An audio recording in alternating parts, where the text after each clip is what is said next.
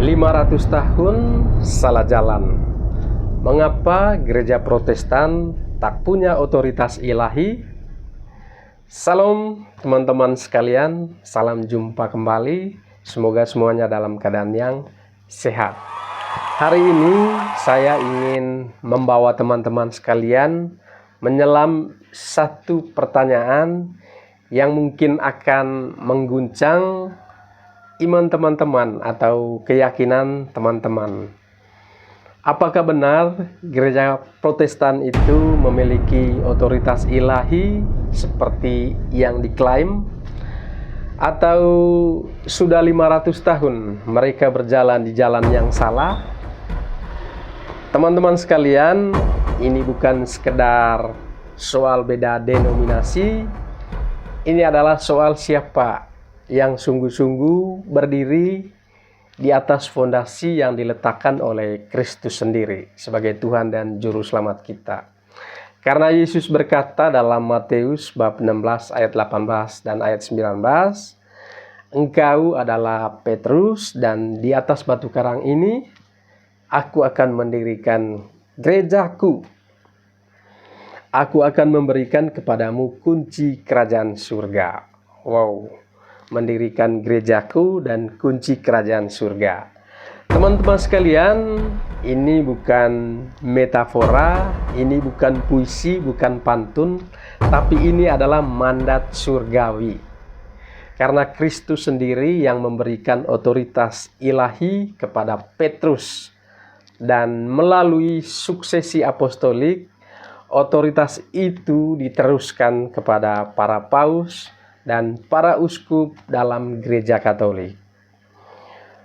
Gereja Katolik berdiri bukan karena kehendak manusia, bukan karena hasil tafsiran pribadi, tapi karena kehendak Allah sendiri. Lalu teman-teman, muncul pertanyaan, di manakah posisi gereja Protestan dalam semua ini? Apakah mereka memiliki otoritas yang sama seperti di dalam gereja Katolik? Apakah mereka juga menerima kunci kerajaan surga dari Kristus seperti yang diberikan kepada Petrus dalam gereja Katolik? Jawabannya tidak. Gereja Protestan itu lahir dari pemisahan, bukan pendirian ilahi. Karena Martin Luther dan tokoh-tokoh para reformasi memutuskan diri dari tubuh Kristus yang satu dan kudus. Bukan karena pewahyuan ilahi, bukan karena diberikan oleh Yesus, tapi karena kekecewaan terhadap manusia atau oknum di dalam gereja ketika itu. Teman-teman, mari kita jujur. Luther awalnya ingin reformasi, bukan revolusi. Saya ulangi, awalnya Martin Luther ingin reformasi, tapi yang ada ialah revolusi. Dan pada akhirnya, apa yang terjadi teman-teman?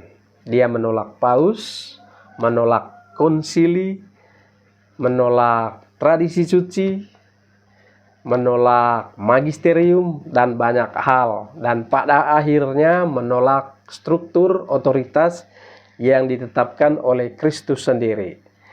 Dari satu Luther teman-teman, maka lahirlah ratusan, bahkan hingga saat ini ribuan denominasi yang saling berbeda dan bertentangan. Semuanya mengaku berdasarkan Alkitab, tapi semuanya saling bertentangan dalam tafsir dan juga dalam doktrin. Inilah akibatnya kehilangan otoritas ilahi, yaitu kebingungan. Banyak orang hari ini, terutama dari kalangan Protestan, dan juga ada sebagian dari teman-teman Katolik sering berkata di dalam komen, yang penting percaya kepada Yesus. Tapi Yesus sendiri membangun sebuah gereja, teman-teman. Membangun satu gereja, bukan 2, bukan 1000, bukan ratusan. Bukan komunitas-komunitas yang saling terpisah dan bertentangan, tapi satu gereja. Dan itu Sekali lagi, bukan gereja Protestan, tapi gereja Katolik. Gereja Protestan tidak punya suksesi apostolik yang sah. Mereka tidak bisa menelusuri garis tabisan mereka kembali ke para rasul. Mereka juga kehilangan sakramen Ekaristi yang sah, karena mereka kehilangan imam yang sah yang untuk memimpin misa. Mereka menolak magisterium, yaitu wewenang mengajar gereja, dan lebih memilih sola scriptura dan sola-sola yang lain yang hanya Alkitab sebagai pegangan. Tapi seringkali mereka hanya mencomot ayat-ayat yang mendukung ajaran mereka. Tapi teman-teman, siapa yang menyusun Alkitab? Tentu gereja Katolik. Dan ini sangat ironis, bukan teman-teman? Mereka menolak otoritas gereja tapi memakai kitab suci yang dijaga dan ditetapkan oleh gereja Katolik itu sendiri. Sangat ironis dan lucu. Nah, tanpa otoritas ilahi, setiap orang bisa jadi pendeta, setiap orang bisa mendirikan gereja di ruko-ruko, setiap tafsir bisa dianggap sah, benar. Jadi itulah sebabnya hari ini kita melihat kebingungan besar di antara teman-teman Protestan.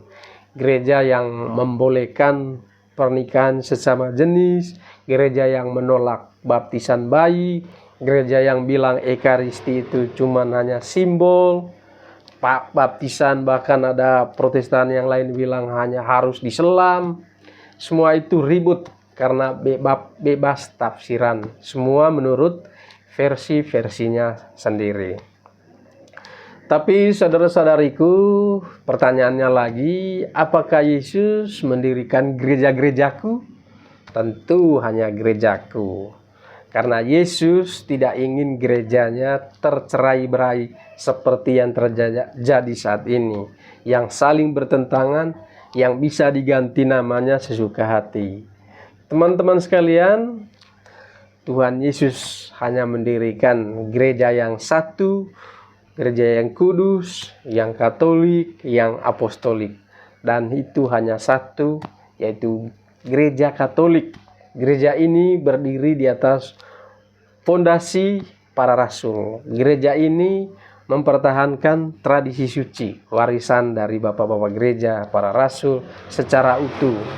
Gereja ini yang menerima otoritas ilahi dari Kristus sendiri, bukan karena dari voting, bukan dari interpretasi pribadi, tafsiran pribadi, tapi dari Kristus sendiri. Teman-teman sekalian, banyak saudara kita di luar Katolik hidup di dalam ketulusan. Tapi ketulusan teman-teman tanpa kebenaran tetap tidak akan menyelamatkan teman-teman. Kita tidak sedang merendahkan siapapun. Karena dalam video ini saya hanya ingin mengajak teman-teman untuk kembali ke rumah ibu. Kembali ke gereja yang benar, gereja yang didirikan oleh Tuhan sendiri, bukan oleh manusia karena hasil tafsiran pribadi. Teman-teman sekalian, sudah 500 tahun berlalu, sudah saatnya kita bertanya, apakah saya masih mengikuti gereja buatan manusia yang kehilangan otoritas ilahi? Itu teman-teman Protestan harus renungkan. Atau apakah saya siap pulang ke rumah Bapa, ke gereja yang sejak awal menerima kunci kerajaan surga, yaitu gereja Katolik. Teman-teman yang sangat Tuhan Yesus kasihi, kebenaran bukan soal mayoritas, kebenaran bukan soal suara terbanyak, kebenaran adalah Kristus. Dan Kristus membangun satu gereja, bukan gereja Protestan. Sekali lagi, bukan mendirikan gereja Protestan, tapi hanya mendirikan satu gereja, yaitu gereja Katolik. Demikian untuk video kali ini. Semoga Tuhan senantiasa memberkati kita sekalian. Amin.